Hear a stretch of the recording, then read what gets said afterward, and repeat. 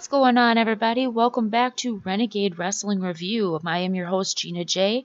You may have noticed that we have had a few months hiatus here. I was going through some house scares, getting better now, finally getting around to it, but we are going to try to get back into it. I want to bring you guys a lot of new content. I want to possibly bring on some co-hosts every once in a while that are just as in love with wrestling as I am. They can give you guys some different viewpoints and stuff, but we will discuss that at a further date. As of today, we are going to go through a lot of different things that I have been watching throughout the past 2 weeks. And we're going to get started with this past week's Global Wars, ROH New Japan Pro Wrestling. If you guys don't watch it, you need to start watching it. This pay-per-view was absolutely phenomenal. There were 3 or 4 days of just hard-hitting, fast-action wrestling. It wasn't necessarily storylines like we get with WWE, but I love ROH New Japan simply because of the story that they tell in the ring. There were 2 specific matches throughout these 3 days span that I was very impressed with, and one of them actually involved the Kingdom. I'm really impressed with the Kingdom and how great of heels they have become. There is one of them in there. His name is Vinny Messagilia, I want to say. I do not know if I said his name correctly, but his name is Vinny, and he kind of creeps me out a lot because he reminds me of Charles Manson in a lot of ways, but he's really great in the ring, as well as the other 2 that are part of the Kingdom. Just a great overall heel tag team. Just phenomenal. And the other match that really impressed me actually involved Juice Robinson. I love Juice Robinson for so many different things, but one of the greatest things that I love him for is he has this outlandish character, but the character actually matches who he is in the ring. Earlier, I believe it was like the first or second day of Global Wars, he had a match with he actually had a match with Dalton Castle, and those 2, their characters were phenomenal to get together, but Juice's character alone is so great, and then he brings it, as I said, into the ring with him. The one match that I was really impressed with him by was actually Juice against Beretta, and Beretta had initially been the #1 contender for Cody Rhodes' title in ROH. However, after this match, oh God, I'm lacking words right now because this match was just so incredible. These guys, they left everything in the ring. It was so great. Ultimately, though, Juice ended up winning, and he addressed Cody Rhodes' knee injury. If all of you guys don't know, Cody Rhodes is suffering a knee injury right now. It has taken him out of Global Wars. However, he is supposed to be back for the final battle, and Juice called him out for the final battle. He said, hey, listen, since I beat Beretta, who was the #1 contender, you better heal up fast, buddy, because I'm coming for your title. If you guys have not watched Global Wars yet from this year, you need to get on it. It was great. Very, very entertaining 3 days. Moving on, we're going to talk a little bit about Lucha Underground and their season finale. Lucha Underground is great. I mean, anybody that's ever watched it, yeah, it doesn't have quite the caliber of like ROH, New Japan, or even WWE, which is pretty hard to get up to that caliber. But Lucha Underground is special in its own way, and I think it's just because of the fierceness that these competitors bring. It's not about necessarily getting up to that next level. The matches they're designed in order to bring out the best in that wrestler at that time. They don't care about the future necessarily. They do, but in these matches, I mean, and if you watch Lucha Underground finale this season, you'll understand exactly what I'm saying, because there is a lot of blood and gore and high-risk maneuvers that these guys are just throwing out on the line, and you can tell that their heart and soul is just into this one match. They do not care about tomorrow at that moment. They are solely there for that match, and I absolutely love that about Um, where do I even begin with the season finale? I'm not quite as updated, I guess the word would be, with Lucha Underground as some other people might be. I just started watching Lucha Underground not too long ago. So the whole storylines and everything was a little bit foreign to me, but even just coming into it, you could get a sense of what the storyline was taking you to. And it was a very fascinating kind of Halloween thriller type feel to the whole episode.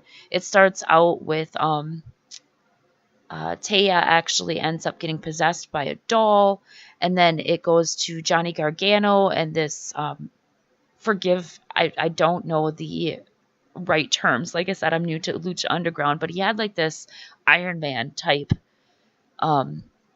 hand that was ended up being essential to the match that he had coming up. But the two things that actually really stood out to me in this, well, actually three things, because there was a Pentagon match that was ridiculous. Like I said, if you have not watched it, you need to watch it. It's just absolutely ridiculous. But the two things that really stood out to me was Shaul Guerrero. Like, Shaul Guerrero came in, and she was the guest ring announcer for the night, and she had a bit with Famous B that was great. Chavo Jr. came out. It was absolutely fantastic. I loved every second of it. They paid a really, really awesome tribute to Eddie Guerrero when Shaul hit the Three Amigos. And then the other thing that I was really fascinated with was there's a storyline going with this guy. His name is Big Bad, and he's always smoking a cigar in the limo. And you never got to see his face until the season finale. And it turns out that it's Wade Barrett. And I thought that that was really interesting because the way that they incorporated him into the storyline, it involves Jack Swagger and, you know, a lot of other Lucha Libre characters that I'm really, not going to lie, not familiar with, but it makes me want to get familiar with these characters. And that's what I love about wrestling promotions. Like, I don't care how high tech you are. I don't care about any of that. If you make me want to watch the next episode, and if you can make me have a personal interest in your wrestling character, then it is going to draw me in. It can be the most dirt cheap sideshow attraction wrestling promotion in the world, but if you give me a reason to invest my time into it, then I'm gonna buy into it. I'm gonna buy all in, so to speak. No pun intended. Impact, I'm not really gonna touch too much about today, just because I'm kind of far behind on Impact. I'm not gonna lie. I did watch last week's episode, which was very good, but I don't really know the storyline, so I don't want to touch on any of that, because I don't want to get any of it wrong. These wrestling stars they deserve to have the time spent on them, so I want to go back and I want to actually watch a few episodes and get a feel of what's going on in Impact. And I actually want to do that with Lucha Underground as well, kind of go back and see what led to the season finale. Just as with Impact, I want to go back and I want to see what leads to where they are now before I discuss anything. So I will be discussing Impact in the future, just not tonight.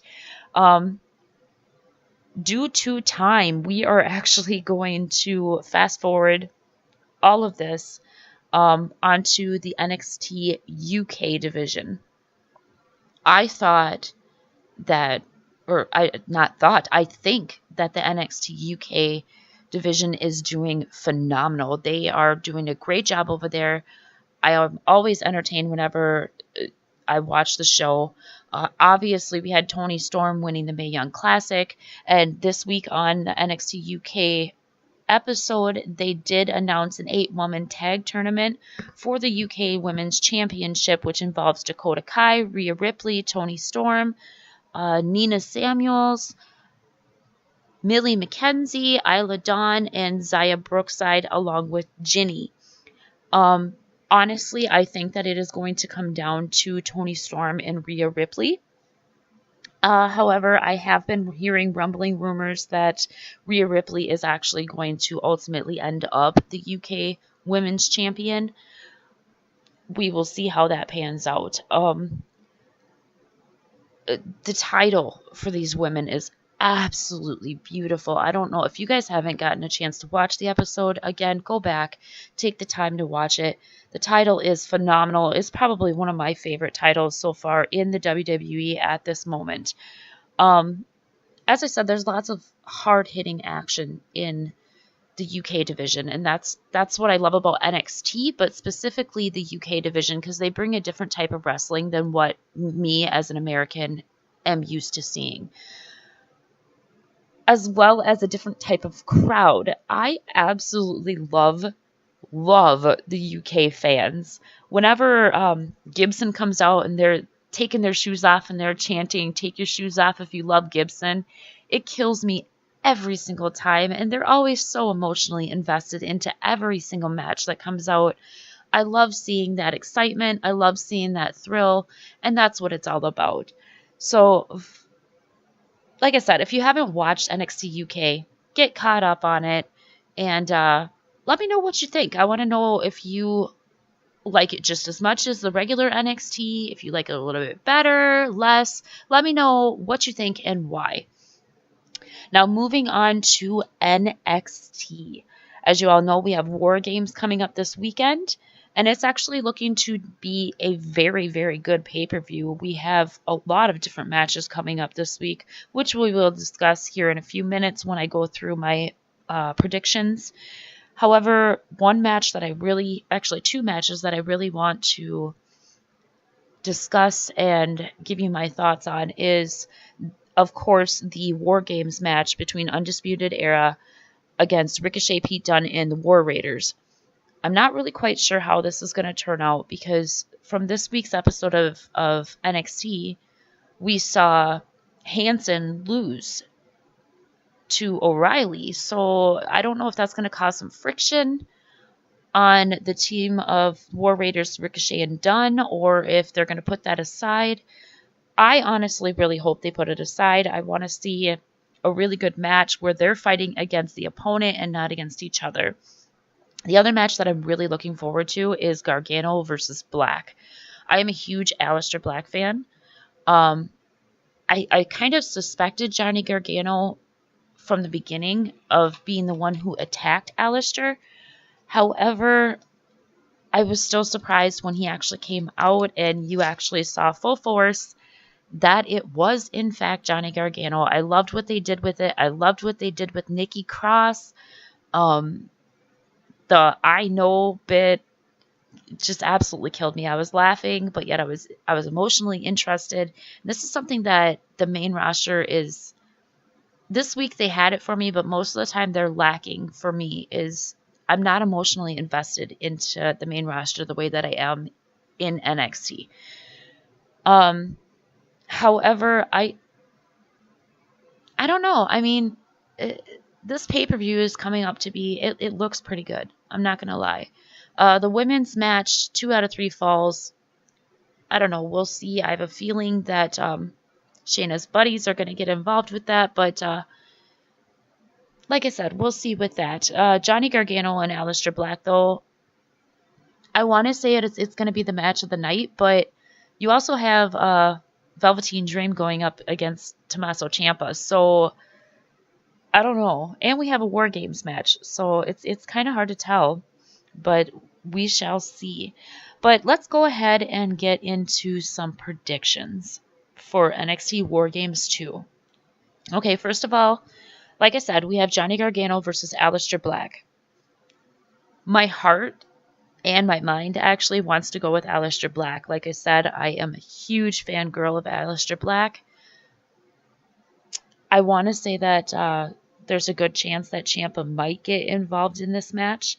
It depends on where it is within the card. However, I'm going to go ahead and go with Black. Aleister Black's going to win that one. The NXT Women's Championship. Like I said before, we have 2 out of 3 falls. I ultimately think that Baszler's friends are going to get involved, and Baszler is going to retain. So we're going to go with Baszler over Zayn for that one.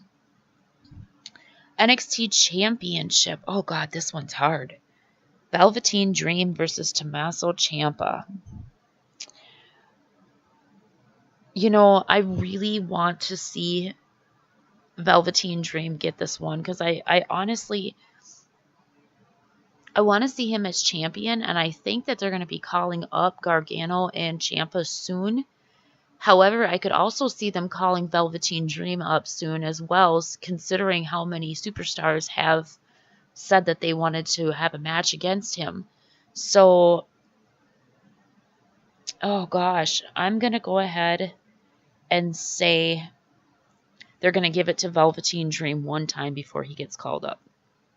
So we're going to go Velveteen Dream on that match.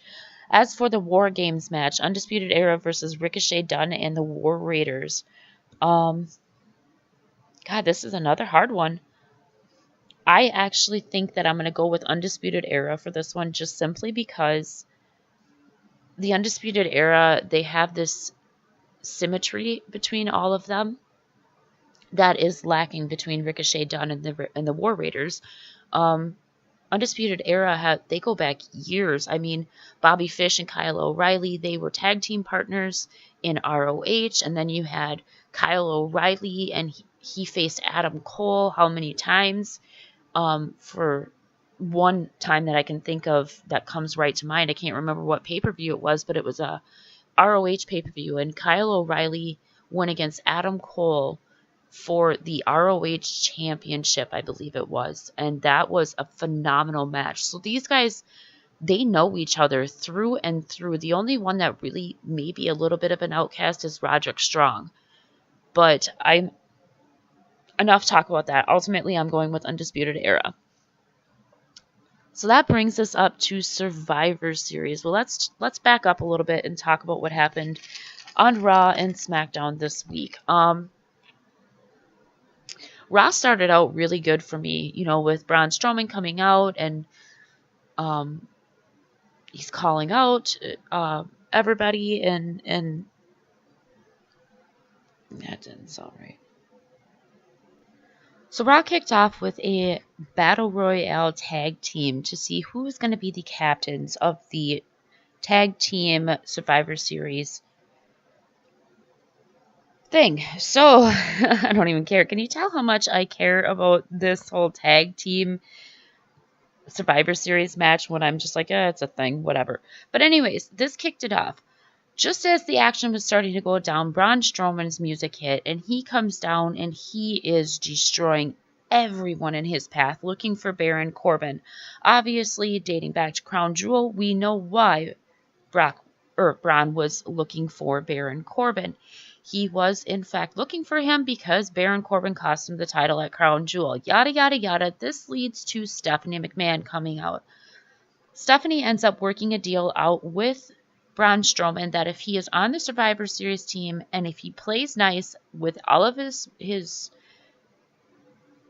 teammates and blah, blah, blah, that she'll give him whatever he wants. So he ultimately demands both a match between him and Baron Corbin and another match for the Universal Championship against Brock Lesnar, which she in turn grants. This was a great start to the show, I thought. It had my attention from the get-go, which is something that a lot of Raws have been missing for me as of late. Actually, as of the foreseeable past, to be quite honest. I haven't seen a Raw that actually captivated me from the get-go in a while.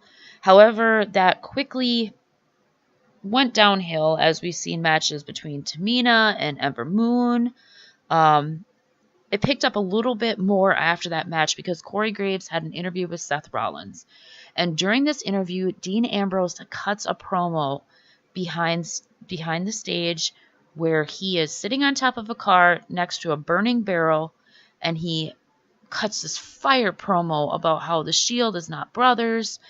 They didn't do anything for him. He's better off without them, yada, yada, yada. Ultimately ends up where Dean Ambrose ultimately throws his tactical gear that he wore part of the Hounds of Justice into the fire, therefore burning that bridge between him and Seth Rollins.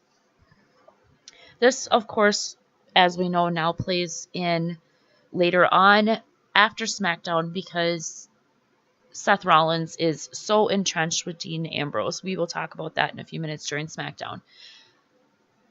We had, let's see, Drew McIntyre and Dolph Ziggler address the WWE Universe. That was a pretty good promo in the ring.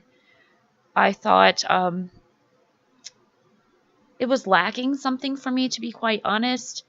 I don't know what it was. I can't really put my finger on it, but it was lacking in something. And then Finn Balor comes out and he interrupts the promo.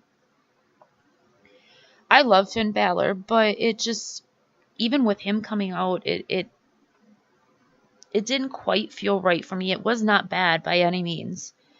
It just didn't quite feel like it was as good as it possibly could have been. But ultimately, on a grading scale, I'd give it probably about an 8 out of 10. This, of course, led to a match between Balor and Ziggler, which was a pretty good match, I'm going to say. Finn Balor actually ended up walking out with the victory of that.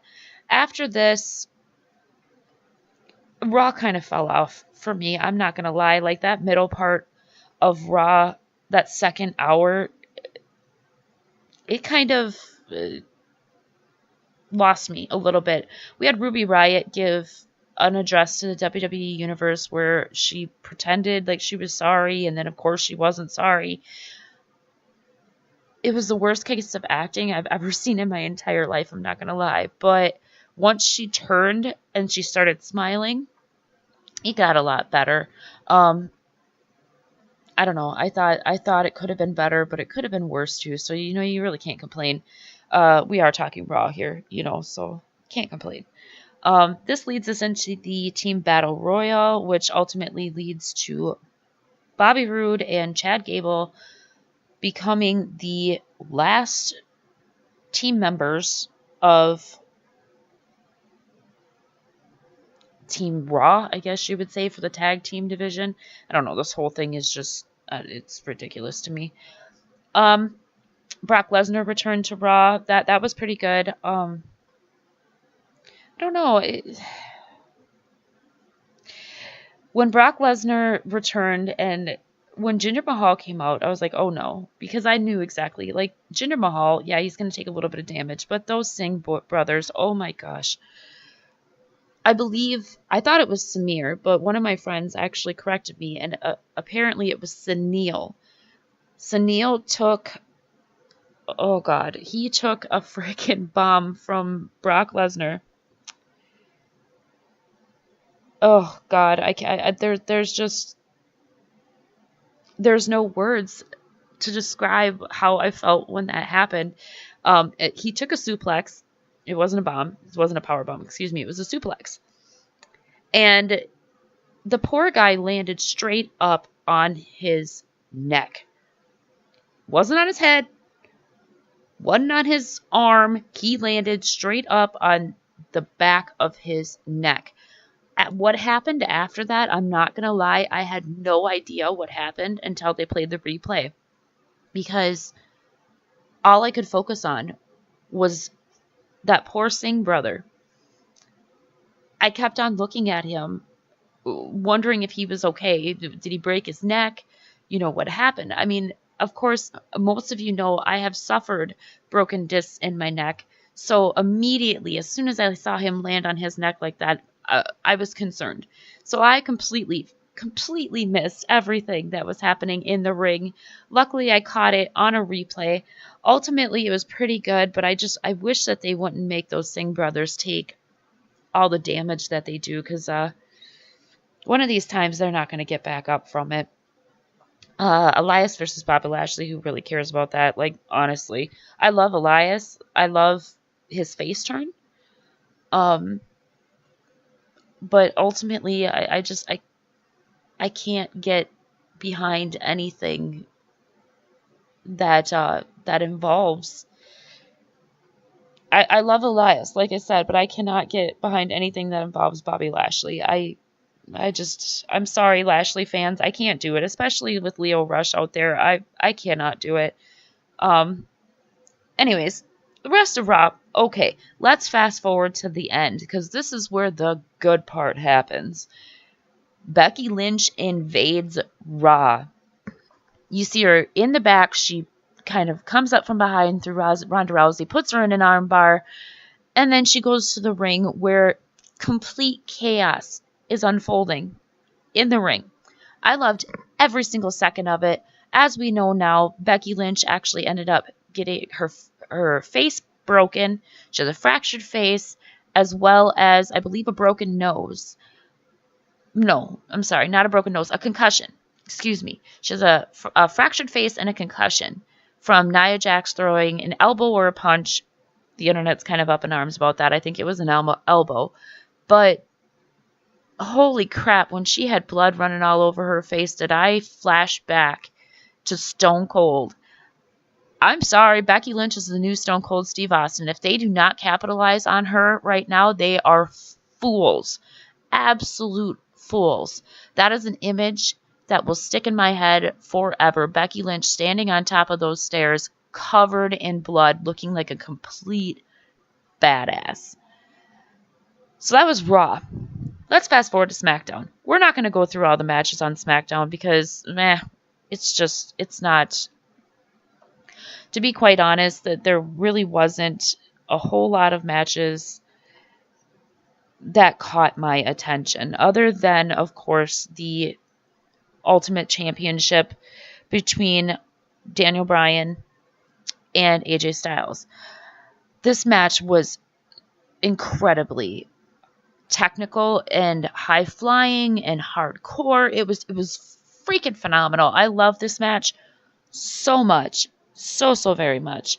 As we know now, Daniel Bryan ultimately came out the victor in that. Another thing that happened on SmackDown that is worth addressing is, of course, Becky Lynch addressing the WWE Universe, telling us that she will not be able to wrestle against Ronda Rousey at Survivor Series. It was absolutely heartbreaking news. Everybody was up in arms about it. However, she ultimately chose Charlotte as her replacement, which I agree wholeheartedly with her decision. I think that Charlotte is probably the best option, and it makes the most sense as far as their storyline goes too, because Charlotte was always the one that brought Becky to her limit, and vice versa. However, the hug at the end ruined me. Not a fan of that hug whatsoever. Becky Lynch's character that she has going on right now, she's supposed to be this big badass. I didn't like the hug. That's all that there is to it. Otherwise, from Tuesday Night SmackDown, there really wasn't a whole lot. Jeff Hardy made the last slot for Team SmackDown. We had The Miz versus Rey Mysterio, which Mysterio ultimately won. Not a whole lot more newsworthy to talk about from SmackDown. That brawl between AJ and Daniel Bryan was probably the top of my night from SmackDown. All in all, I thought 2 great go-home shows this week. I know that people were bitching about a lot of stuff that was happening. The middle hour on Raw was, it lost our attention and so on and so forth. But all in all, considering what we have been getting, these were 2 good go-home shows, I thought. So, now that we have all that talked about and out, in the air, let's move on to our predictions. Survivor Series.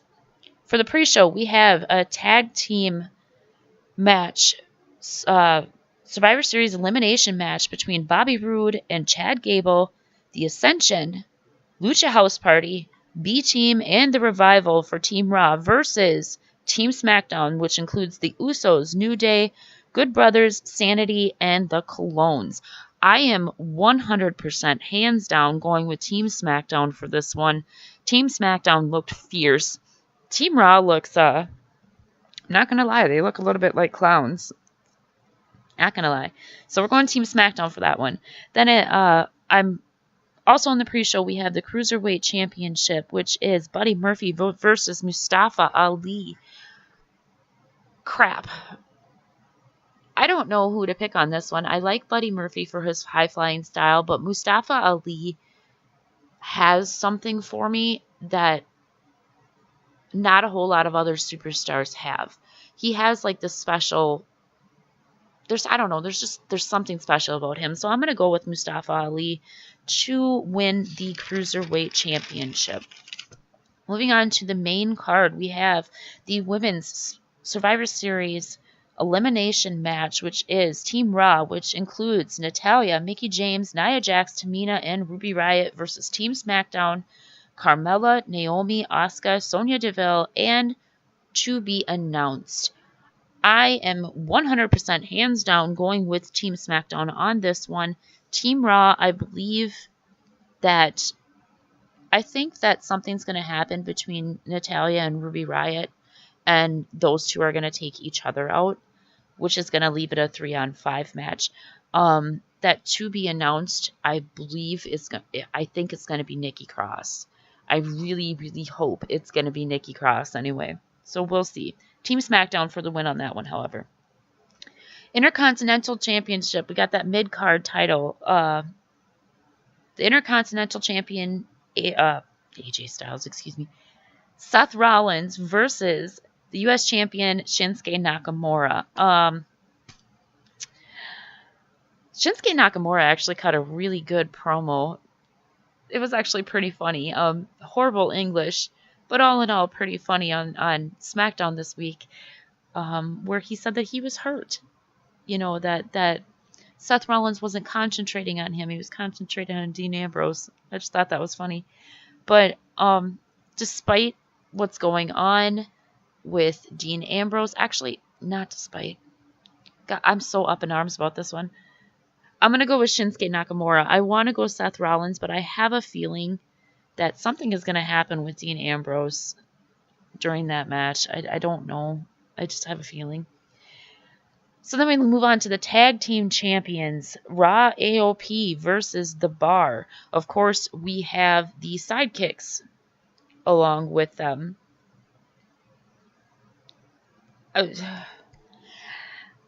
I can't even imagine Drake Maverick against the Big Show. Can we just, let's just take a minute to picture this, okay? It is the most ridiculous thing I have ever imagined in my entire life. Those two, I don't think they're going to play a lot to do with this match. I'm actually going to go with Raw on this one. I'm going to go with AOP. They're dominant. And The Bar, as good as they are, I just don't think that they have what it takes to beat AOP. Moving on to the Men's Survivor Series elimination match, we got Team Raw, which includes Braun Strowman, Dolph Ziggler, Drew McIntyre, Finn Balor, and Bobby Lashley versus Team SmackDown, The Miz, Shane McMahon, Samoa Joe, Rey Mysterio, and Jeff Hardy. This is a hard one, man. Super hard one.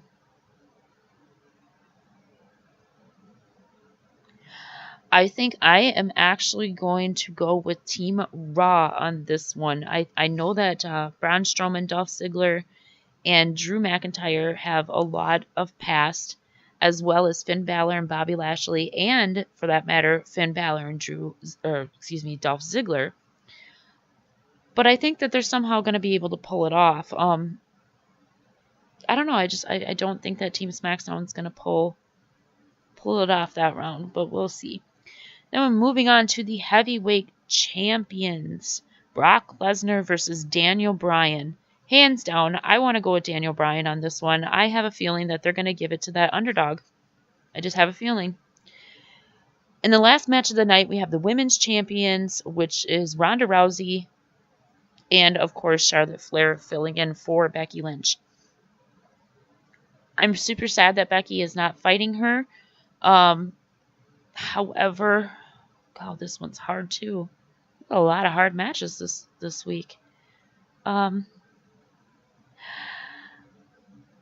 going to go with Ronda Rousey for this one, and I think that is ultimately going to lead up to a match with her and Becky either at the Rumble or at WrestleMania. One of the two. So we're going to go Ronda Rousey Team Raw on that one. So there you have it, guys. I think I've talked you guys' ear off for long enough.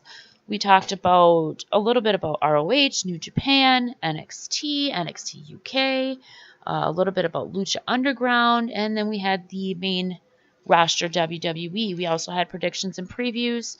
I would really like to know what you guys think about what I'm doing over here. What do you guys want to see? Let me know. Like, just let me know in the comments what you want me to what you want me to talk about, what you want to see.